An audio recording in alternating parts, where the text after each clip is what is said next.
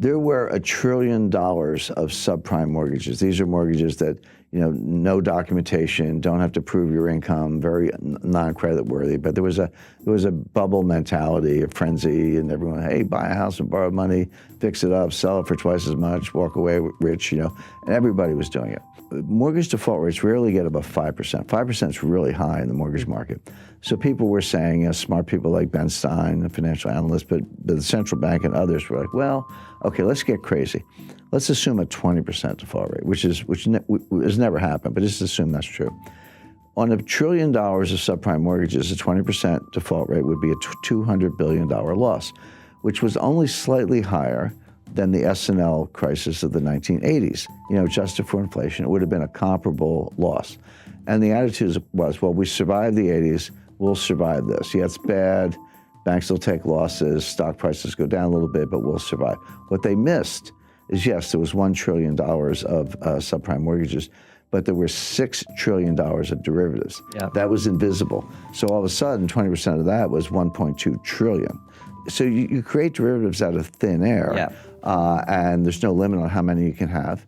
They're off balance sheet, meaning give me the balance sheet of the company, I won't see them. You have to read the footnotes and then the information behind the footnotes.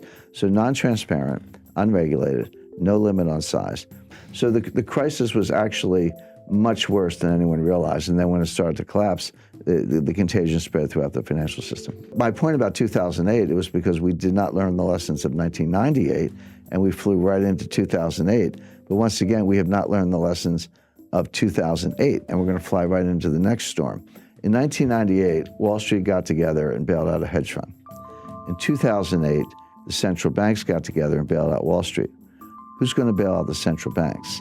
In other words, the point is each crisis is bigger than the one before. The intervention gets elevated, larger dollar amounts, and are we now at the point where there's no one left to bail us out? And one of the questions I'm asked most frequently is, okay, Jim, I kind of follow your analysis on how risk works and how complexity theory and capital markets, how that works, but where's the crisis coming from? What's going to be the catalyst? It's actually a long list. Now, student loans, there are $1.6 trillion worth of student loans. So this will go, and kind of this gets to your point, Francis, how do capital markets and money markets and Fed policy kind of leach into debt and deficits? So when a lender, credit union, or anybody, or university makes a loan to a student, and the Treasury guarantees that loan, which they do, it's off budget. Again, it's not strictly a derivative, but it is non-transparent. So then the student defaults, and the credit union, the lender, simply turns to the Treasury and said, here's your loan file, pay me. And the Treasury pays the lender because they've guaranteed the loan. Now it's on the Treasury. But until that point, that loss is not on the books of the United States government. That loss is not part of the deficit. But when the Treasury writes the check to make good on the guarantee, it does go into the deficit. So we think deficits are high now, but there's this $1 trillion tsunami of student loan losses that's going to pile on top of the structural deficits and make it even worse. So all these things are, I spend all my time analyzing these things. I see them all. I can describe them.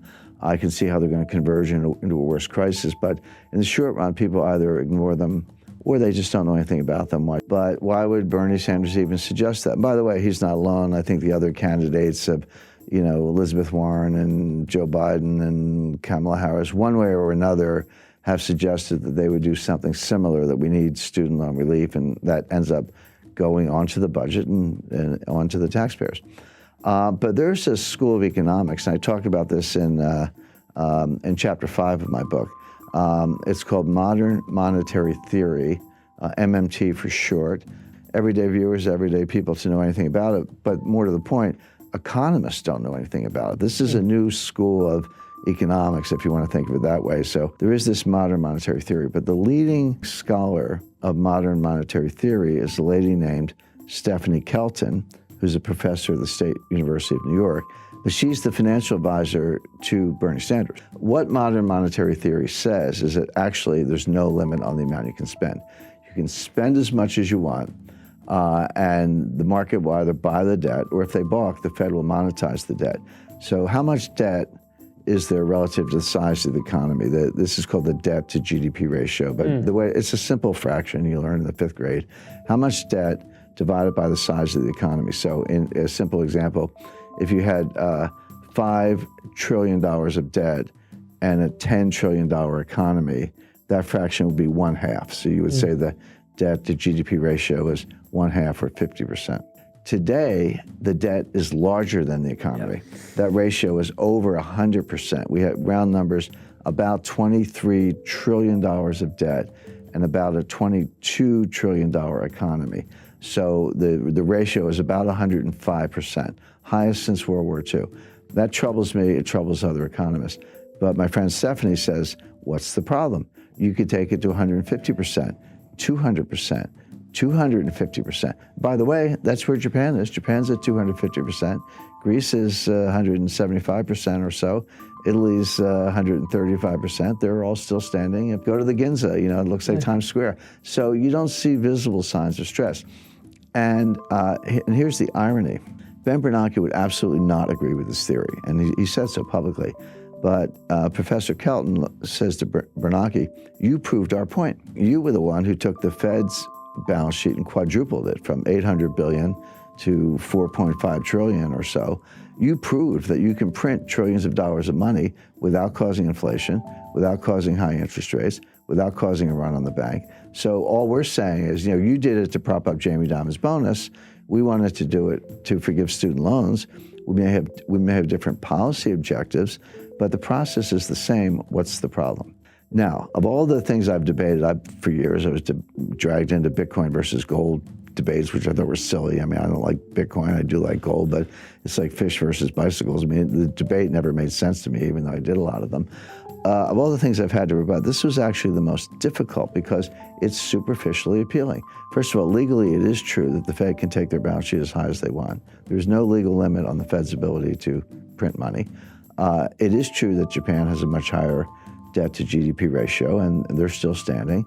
It is true that the Treasury can borrow as much as they want, subject to periodic increases in the debt ceiling, which have never been denied. And the Fed can monetize the debt. So all the elements of the thesis are actually correct. So how do you refute it? And the answer is that legally it can be done. And if your goal is to print a lot of money and forgive student loans or give a guaranteed job or guaranteed basic income, whatever it is, in theory you could do that. But there is an invisible psychological boundary, and this is what the modern monetary theorists don't understand, and I don't think Ben Bernanke understands it. There comes a time when people wake up and they say, I don't know what's going on here. I don't have a PhD, but get me out of the dollar. It doesn't. And so, I'll buy gold, I'll buy silver, land, oil, natural resources, buy a new car, buy a house. Get me out of the dollar into something tangible, because I no longer trust the monetary authorities. I no longer trust the Congress. I can't believe that you're going to spend this much money without ceiling, without limit, without causing inflation. My inflationary expectations will go up. And the way to deal with that is to buy hard assets, starting with gold, but not exclusively gold. There, as I say, land, real estate, and natural resources. They're all good. They're all good substitutes. At that point, interest rates will skyrocket. All of a sudden, the bond market will have difficulty selling it.